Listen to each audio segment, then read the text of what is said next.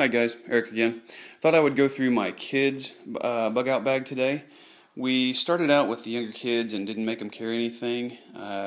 Quickly noticed that they got a kick out of carrying a backpack. They do get a little tired of the weight, but that does make them feel like they have more of a responsibility. They can carry some of their own stuff. Also, they can help distribute the weight a little bit between my wife and I. This is my daughter's bag. You can see she picked it out. It's a pretty good backpack. It's pretty comfortable. It wasn't too expensive. It's got the waist strap and everything. She's big enough now. She's 9 years old that she can handle it. You can see she likes to braid paracord. It's got her whistle on there in case she gets separated from us. She braids these paracords. Got them all over her pack. You can see a bracelet there. The pack stays pretty lightweight. Mostly contains her clothes. It does have, you can see here, some dust masks, some extra toilet paper, a poncho for rainy weather. Got a Mylar sleeping bag. Comes in pretty handy if the weather turns nasty. I do let her carry some matches. I've started teaching my kids how to start fires under our supervision. I'm a little bit wary about teaching them that, but I think it's something that they need to know just in case it ever arises. I also put some hand and body warmers in there for her.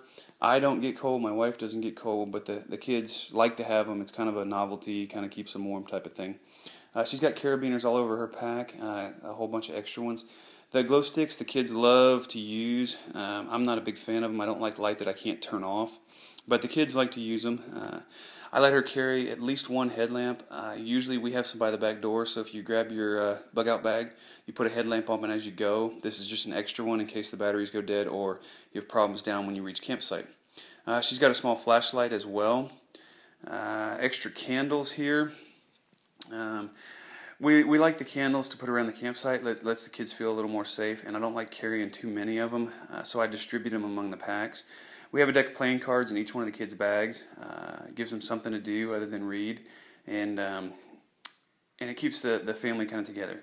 Both of my kids carry their own mess kit. It's got everything in there. It's also I've packed it with some extra tissue paper that they can use for fire starting, toilet paper, hand sanitizer, handy wipes, and some little mini flashlights.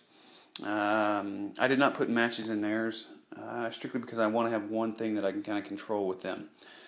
She's got an extra set of work gloves for gathering firewood, even if she wants to wear them as we're walking.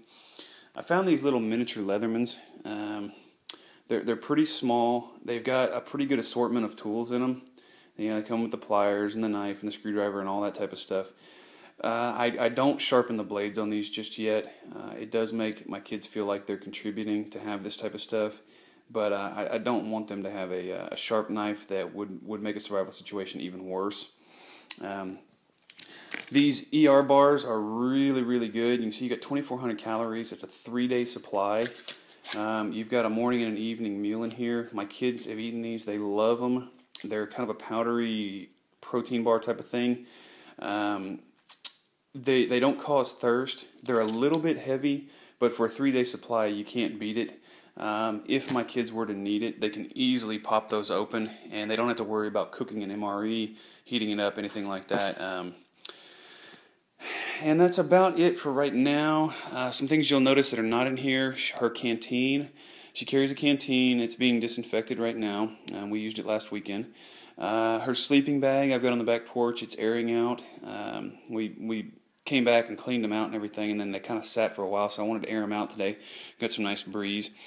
She does pack her own clothes in here. We usually pack 2 extra sets of underwear and socks. We use those to jam down between everything to keep them from rattling. An extra long sleeve shirt and a pair of pants. Also a hat. We prefer the boonie hats. That way it keeps the sun off of you. And we typically here in Houston, we don't get too cold, so we typically don't worry about jackets, long johns, that type of thing. With a fire and a good sleeping bag, you're generally fine. You don't need that kind of stuff. We do have our heavy-duty hunting jackets by the back door, just in case we had to bug out and it was cold. You'll also notice that she does not have... I thought there was one other thing, but I can't think about it. This is a work in progress. We are continually adding things as she gets older and learns to carry a little more weight. for the most part, they stay with us. We don't let them go away. But this makes them feel more part of the team and lets them feel like they're helping out. My 8-year-old and my 5-year-old both carry a bag like this. They do complain about the weight. They complain about the walking. But in the end, I think it's gonna help them to really appreciate what we're preparing for, and they'll be prepared if the need ever arises. All right, thank you for listening and looking in. If you have any suggestions or comments, just give me a comment down at the bottom. Thank you.